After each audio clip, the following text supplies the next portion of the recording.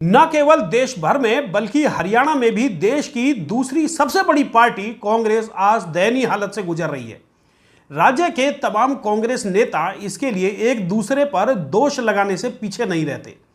कांग्रेस की इस हालत के लिए कहीं ना कहीं नेताओं की आपसी लड़ाई भी एक प्रमुख कारण है। हरियाणा में अधिकांश सत्ता का मुख्य केंद्र बिंदु रहे पूर्व मुख्यमंत्री भूपेंद्र सिंह हुड्डा को कांग्रेस की दुर्गति के लिए सबसे अधिक दोषी माना जा सकता है।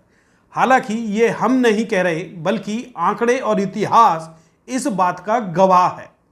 2005 में जो कांग्रेस हरियाणा में सबसे बड़ी पार्टी थी, उसकी कमान जैसे ही हुड्डा साहब को दी गई, उसके बाद वो लगातार हाशिए की तरफ जाने लगी।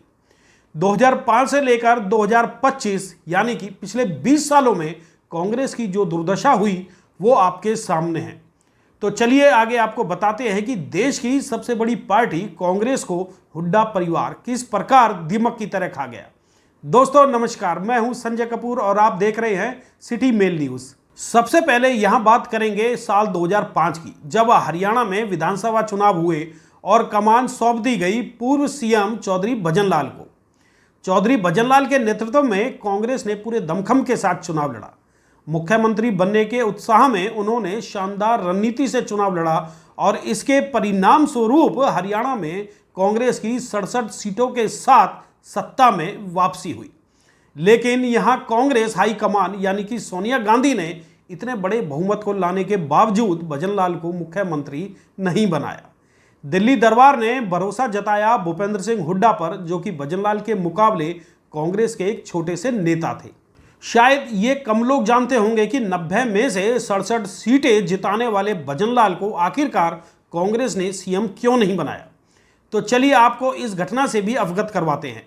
दरअसल कांग्रेस की राजनीति में पीवी नरसिम्हा राव को जब प्रधानमंत्री बनाया गया तो भजनलाल ने भी गांधी परिवार से आंखें फेर ली। वो सोनिया गांधी से किनारा कर पीवी नरसिम्हा राव के खेमे से जुड़ गए, जिसके इनाम स्वरूप भजनलाल की राजनीतिक ताकत इतनी बढ़ा दी गई कि उन्होंने गांधी परिवार को हाशिए पर लाने में राव गुट का साथ दिया। लेकिन कांग्रेस में राजनीतिक घटनाक्रम बदला और पीवी नरसिम्हा राव अपना कार्यकाल पूरा कर एक तरह से राजनीतिक संन्यास लेकर साइड हो गए। तब एक बार फिर से गांधी परिवार के हाथ में कांग्रेस की बागडोर आई। सोनिया के अध्यक्ष बनते ही तमाम बागियों को खुड्डे लाइन लगाने की राजनीति शुरू हुई। इन्हीं बागियों में एक बड़ा नाम चौधरी भजनलाल का भी था। हालांकि भजनलाल ने राजनीति की बहती हवा को समझा और फिर से सोनिया गांधी के समक्ष नतमस्तक हो गए। लेकिन गांधी परिवार उनकी फितरत को समझ चुका था। अब बाजी सीधे तौर पर सोनिया गांधी के हाथों में थी और 2005 के चुनावों में इसका बदला भी भजनलाल से ले लिया गया। लेकिन वहीं दूसरी ओर इतिहास गवाह है कि भूपेंद्र सिंह हुड्डा ने जब कांग्रेस की कमान संभाली तो वह पार्टी को मजबूत करने की बजाय लगातार कमजोर करते गए।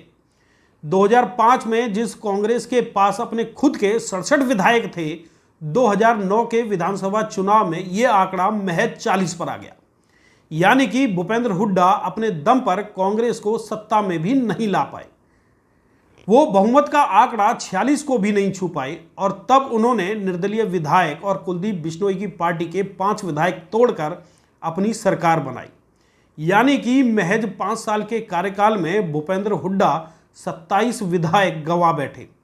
इसके बाद 2014 आते आते वो न केवल सत्ता से बाहर हो गए बल्कि बीजेपी के सत्ता में आने का रास्ता भी साफ कर गए। तब कांग्रेस को 20.6% वोट के साथ महज 15 सीटें नसीब हुई। इन आंकड़ों से साफ है कि हरियाणा में लगातार 10 साल तक सत्ता में रहे भूपेंद्र सिंह हुड्डा ने कांग्रेस को कितना कमजोर किया। सत्ता से बेदखल होने के बाद भी हुड्डा ने कांग्रेस को कभी उभरने नहीं दिया। हरियाणा में कांग्रेस के ढांचे को लगातार कमजोर किया गया। उन्होंने राज्य में कांग्रेस का अपना संगठन तक खड़ा नहीं होने दिया। जिसे भी कांग्रेस की कमान मिलती वो उसे काम नहीं करने देते। यही वजह रही कि हरियाणा में प्रदेश अध्यक्ष के अलावा कांग्रेस का अपना संगठन तक नहीं है। 2019 के चुनाव में एक बार फिर से कांग्रेस की हवा चली, लेकिन संगठन का अभाव और नेताओं की अंदरूनी लड़ाई के चलते कांग्रेस 31 सीटों पर सिमट गई। जबकि बीजेपी ने 40 सीटें जीतने के बावजूद जजपा और निर्दलीय विधायकों के सहयोग से अपनी सरकार बना ली। अब बात करें 2024 की, तो इस बार लोग राज्य में बदलाव चाहते थे और हवा कांग्रेस के पक्ष में दिखाई देने लगी। इन चुनावों में भी भूपेंद्र हुड्डा को कांग्रेस हाईकमान ने पूरी छूट दी, जिसकी वजह से हुड्डा परिवार ने अधिकांश टिकटें अपने हिसाब से बांटी। लेकिन जब रिजल्ट सामने आए तो एक बार फिर से कांग्रेस के हाथों से बीजेपी सत्ता छीन कर ले गई। इन चुनावों में जहां बीजेपी ने एकजुट होकर और सफल रणनीति से चुनाव लड़ा, वहीं कांग्रेस बिना मेहनत के केवल और केवल हवा के रुख और आपसी गुटबाजी के दम पर चुनाव लड़ती दिखाई दी। कांग्रेस के नेता ही कांग्रेस को हराने के लिए चुनाव लड़ रहे थे। भूपेंद्र हुड्डा चाहते थे कि यदि कांग्रेस को बहुमत से अधिक सीटें मिली तो फिर वो सीएम नहीं बन सकेंगे। इसलिए उन्होंने ऐसी रणनीति अपनाई कि कांग्रेस बहुमत में आना तो दूर, बहुमत से 9 सीटें पीछे रह गई, यानी कि 37 सीटों पर सिमट गई। इस तरह से जहां बीजेपी ने हरियाणा में तीसरी बार अपनी सरकार बना ली, वहीं हुड्डा गुट ने खुद कांग्रेस की कब्र खोद दी। हाल फिलहाल हरियाणा कांग्रेस में गुटबाजी चरम सीमा पर जारी है। कांग्रेस के भीतर नेता प्रतिपक्ष की ताजपोशी को लेकर कशमकश जारी है। कांग्रेस हाईकमान इस पद पर भूपेंद्र हुड्डा को बिठाने को तैयार नहीं। इसे लेकर ही हरियाणा कांग्रेस में कलह का माहौल बना हुआ है। कांग्रेस का एक धड़ा अब भूपेंद्र हुड्डा को घर बिठाने के पक्ष में है। पूर्व सीएम भूपेंद्र हुड्डा पर तमाम आरोप हैं कि वो कांग्रेस को दीमक की तरह चाट गए। लेकिन अब देखना यह है कि कांग्रेस हाईकमान हरियाणा को लेकर क्या फैसला कर पाता है। क्या भूपेंद्र हुड्डा को भजनलाल की तर्ज पर साइडलाइन किया जाता है या फिर किसी अन्य नेता को पार्टी की कमान सौंपी जाती है।